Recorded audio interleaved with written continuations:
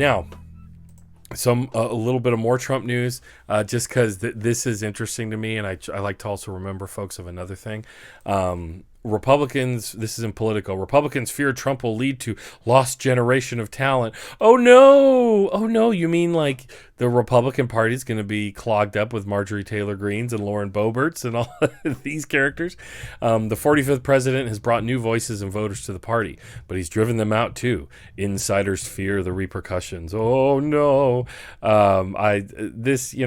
Count this in Republican infighting, which is delicious to me. It might be my favorite drug after caffeine.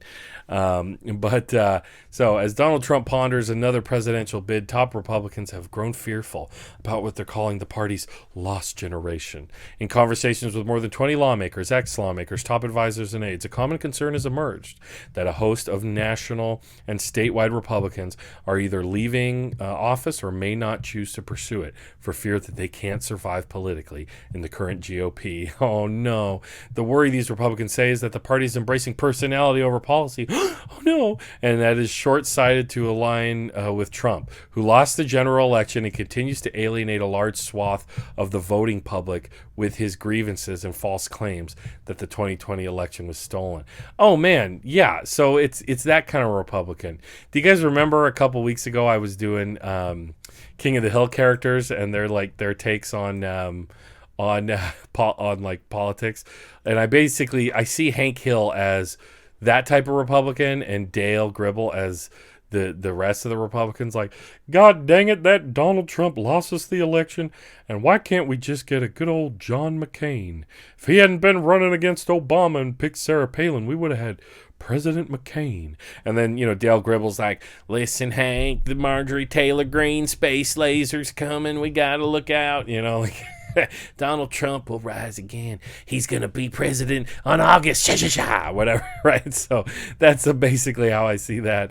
What I also find interesting about all this, let's see. Trump has driven out sitting GOP lawmakers and political aspirants into early retirements ever since he burst onto the scene. They're poor things. But there was hope that things would change after his election loss. Instead, his influence on the GOP appears to be as solid as ever, and the impact of those early shockwaves remain visible. When asked, for instance, if he feared the 45th president was causing a talent drain from the GOP ranks, former Florida Governor Jeb Bush, perhaps inadvertently, offered a personal demonstration of the case. Thank you for checking in, he replied. I'm out of politics and life is good.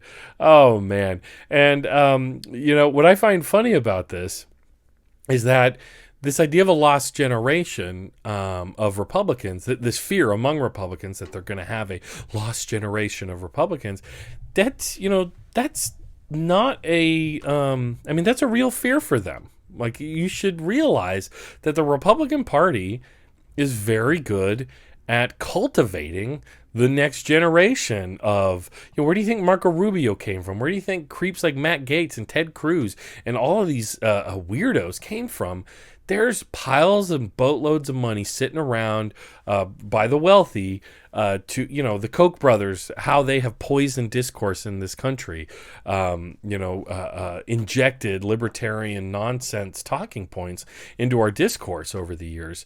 But of course, also, they really do cultivate a new generation all the time. I live in Santa Barbara County, North County, the working class part of the county, but in South County, Santa Barbara area, that's where Ronald Reagan famously had his house, Reagan Ranch.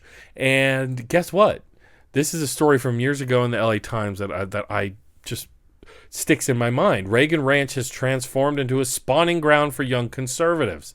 So here, look, Reagan Ranch, he's got the buckhorns up here. He's got all these things. He was a real man of the people, that movie star Ronald Reagan. And so here's all these kids who, high school students take a tour led by Amy Lutz, center of the Reagan Ranch, Santa Ynez Mountains.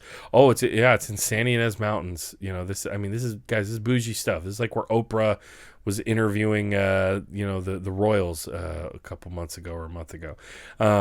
But one by one, chatty teenagers in jeans walked across the stone patio that Ronald Reagan built by hand to ring the bell at the former president's coastal mountain ranch. Nancy Reagan tugged on that same rope decades ago to call her husband home for lunch when he was out horseback riding or working in the stable. "Oh, Nancy's calling me back. I need to get back and eat my jelly beans for dinner."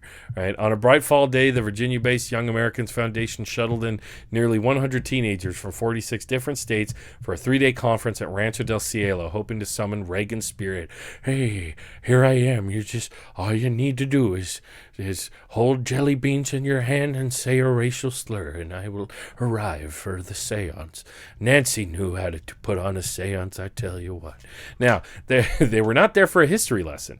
Instead, YAF leaders gave the high school students gathered at the late president's properties modern-day pointers on what it means to be a Republican and tips for fending off what the group views as the other side's indoctrination. I love this. They're literally at like a conservative, child indoctrination camp, at Reagan Ranch, and they're like, "Listen, the other side, them Marxist professors are trying to indoctrinate you."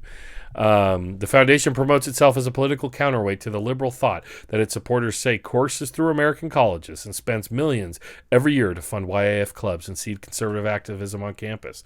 The Young America's Foundation, born in the politically turbulent late 60s, has become one of the most preeminent, influential, and controversial forces in the nation's conservative youth movement, backed by $65 million in assets, largely underwritten by the wealthiest of the modern era hard right. $65 million on hand to groom and indoctrinate, who knows what else, the next generation of young conservatives.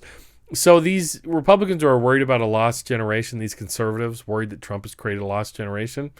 Boy, man, nothing. So looks like they've set all this money on fire because some wackadoo like Marjorie Taylor Greene can get in the House of Representatives, running on, they're gonna, masks are taking your freedom away, like QAnon, all this crazy stuff that the right has gone into. Hey, man,